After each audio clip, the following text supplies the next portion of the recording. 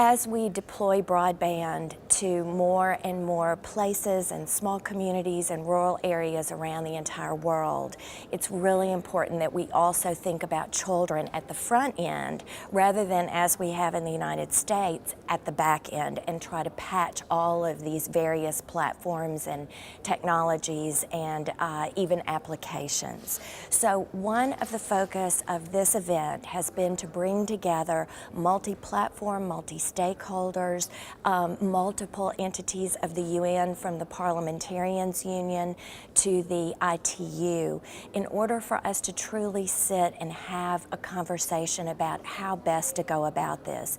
Then, of course, we're also involving civil society, youth themselves, because we feel it's so important for them to be a part of this, as well as the NGOs and the private industry. In some ways, it would be wonderful if industry would step forward and accept some type of code of conduct that they might even come up with. At this point, that hasn't happened yet, and as we all know, that real-world problems have moved online, whether it is predators finding our children online, whether it is cyberbullying in the United States. Unbelievably, 1 in 4 children have been cyberbullied, and yet only 10% of them even report that.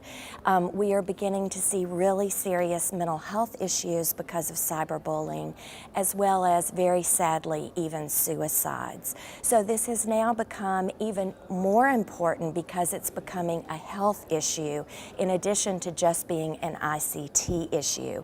So therefore, I'm hoping that the ministers will look to their colleagues, whether they're the Minister of Education or Health and Human Services, the mental health entities in their particular areas, so that we can all sit down and discuss these topics.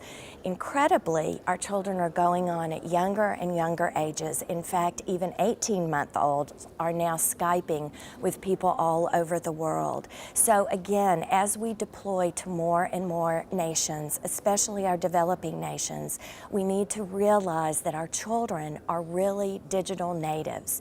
They are the first adopters of this fantastic new technology, which brings endless opportunities, but also brings many of the same challenges from the real world into their online world.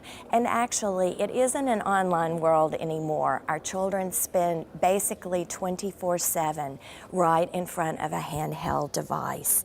One of the important issues that we'll be talking about too is substantive law, whether it's vehicular laws that have to do with not using cell phones, whether it's talking or texting while driving.